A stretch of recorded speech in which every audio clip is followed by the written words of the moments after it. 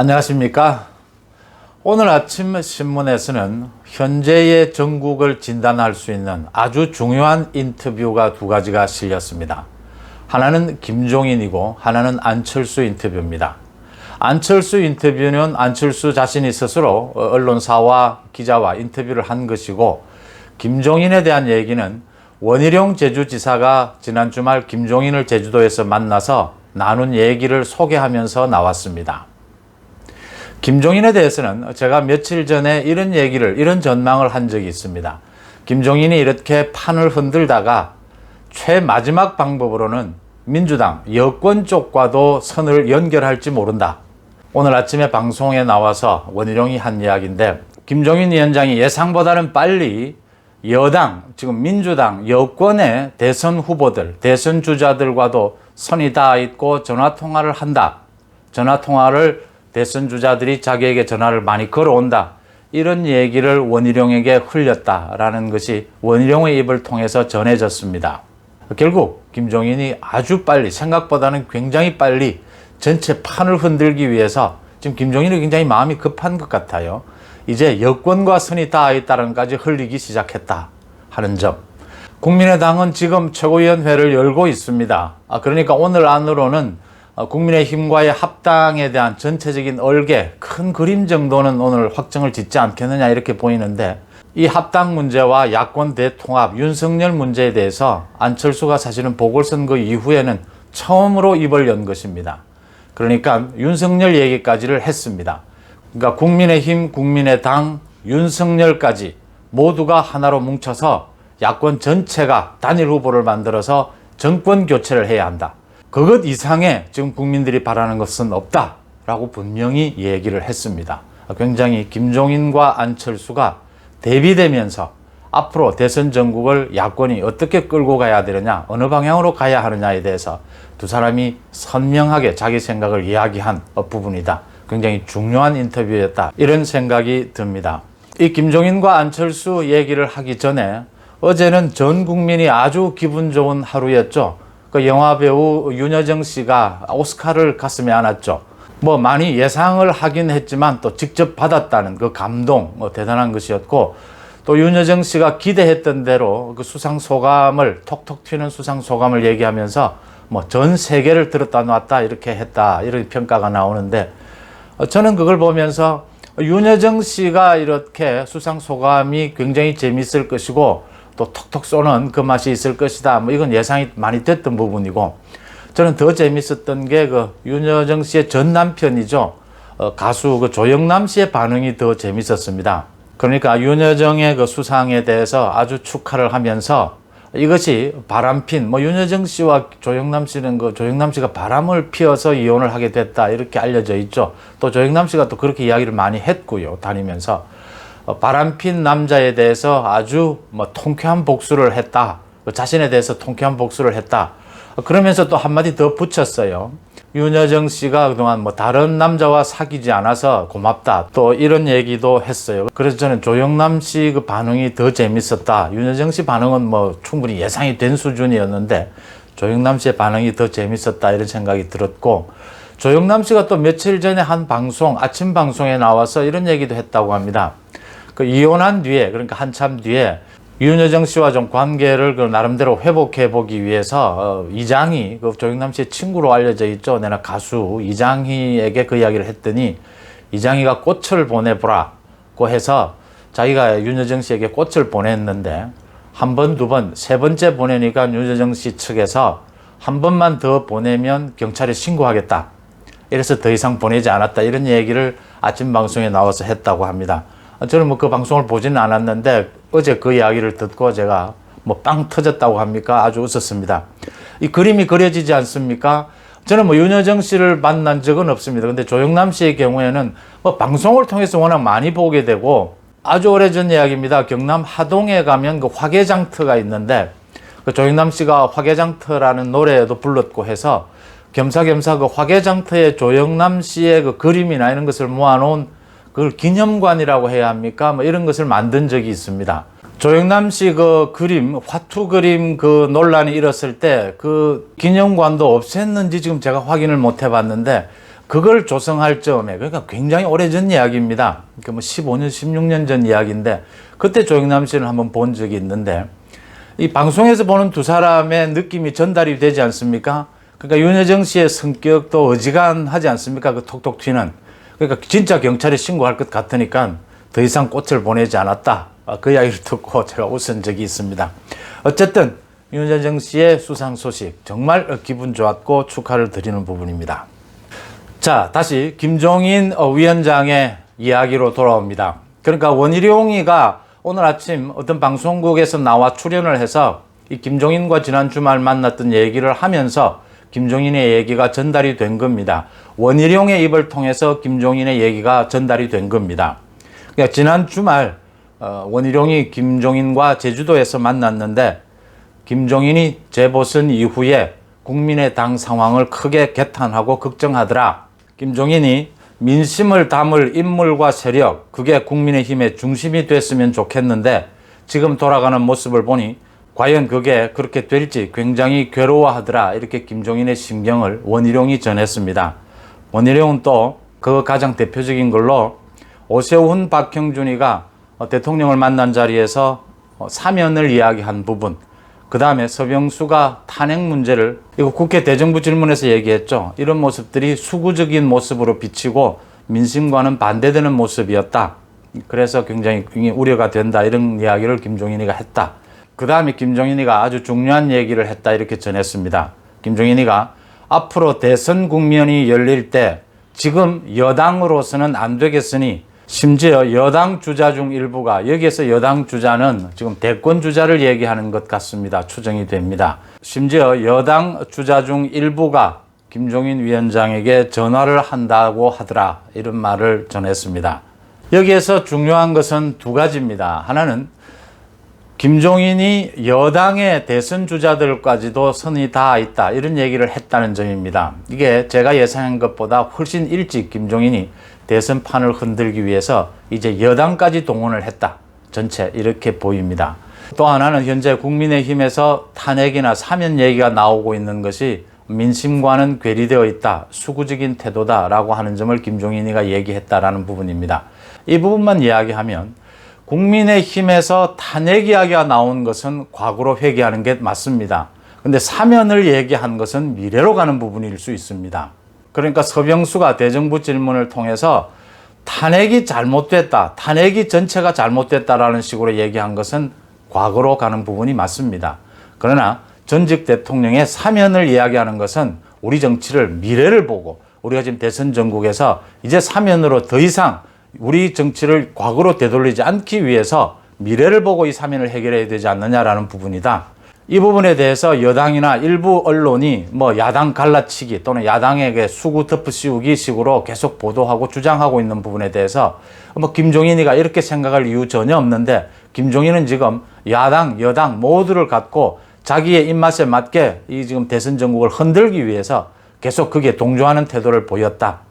그걸 또 원희룡이가 그대로 옮겼다라는 부분이 좀 문제가 될 수가 있는데, 뭐 원희룡이는 굉장히 영리하고 총명한 사람이지 않습니까? 원희룡이가 이렇게 김종인의 말을 옮긴 워딩, 뭐 빼고 더하기는 있을 수 있겠지만 정확했을 거라고 보고요. 원희룡도 이런 점을 의식을 했든지 이제 자신의 생각에 말을 붙입니다.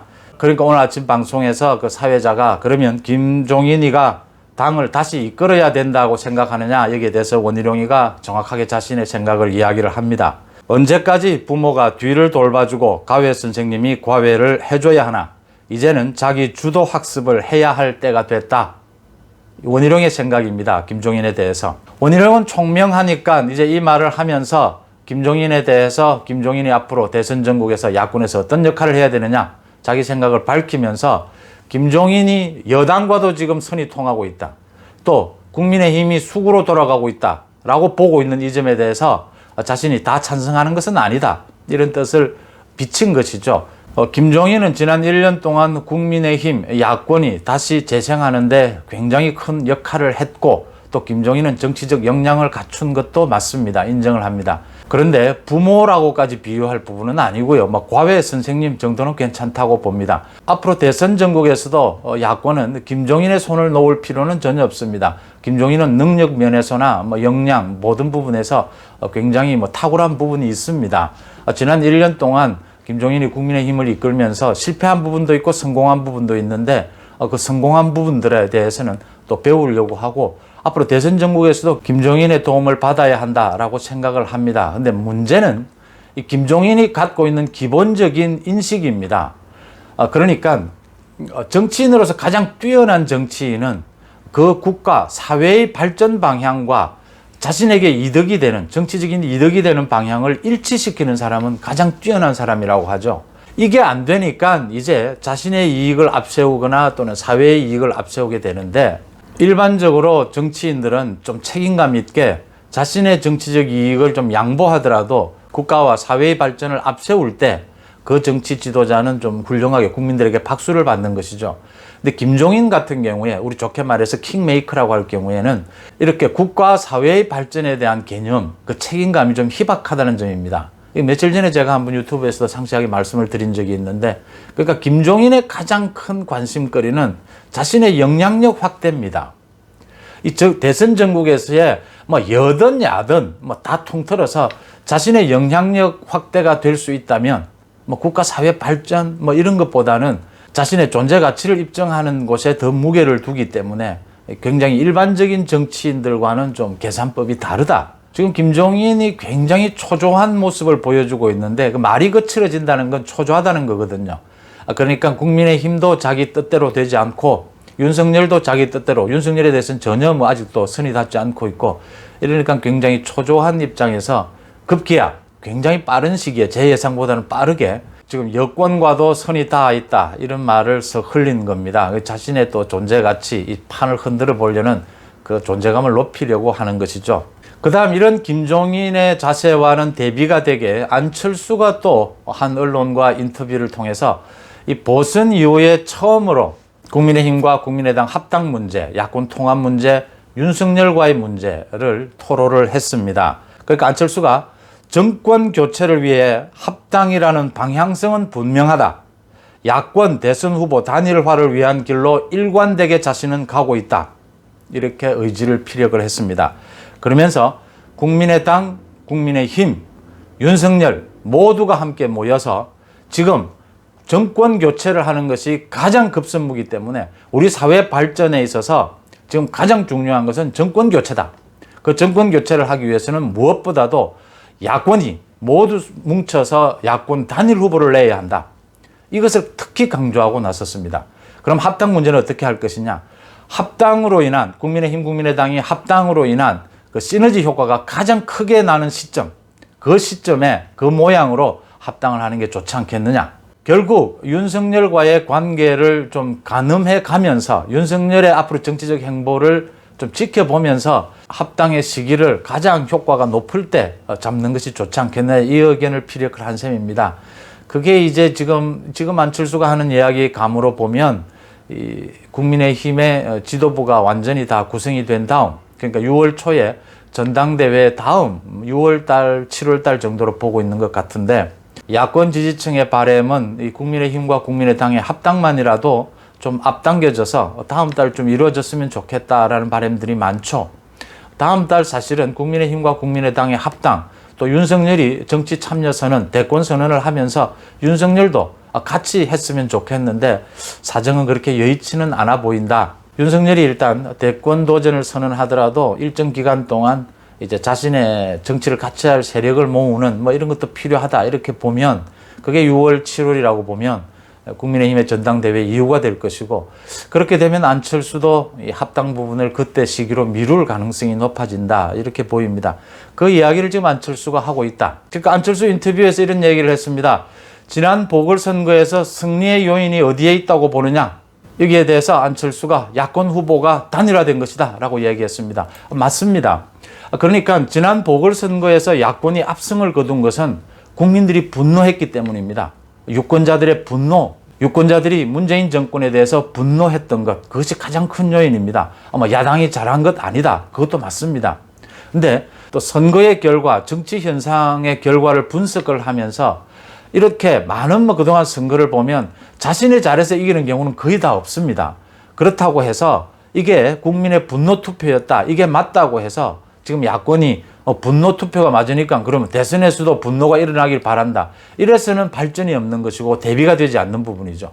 국민들의 분노 투표가 이루어질지 안 이루어질지는 이건 굉장히 유동성이 큰 부분입니다. 예측이 불가능한 부분들이죠. 그러면 정치 집단, 당으로서는 어떤 준비를 해야 되느냐?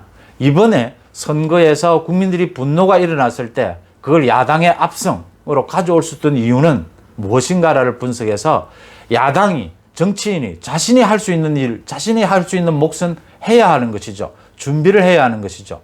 그런 점에서 야당 내부 스스로의 승리 요인은 무엇이었느냐라고 볼 때 거기에 가장 중요한 핵심은 야권 후보 단일화를 해냈다는 점입니다. 야권 후보 단일화를 해냈기 때문에 분노하는 국민들의 그 마음을 온전히 받아서 압승으로 연결시킬 수 있었던 것이죠. 이 부분입니다. 그러니까 쇄신, 혁신도 좋습니다.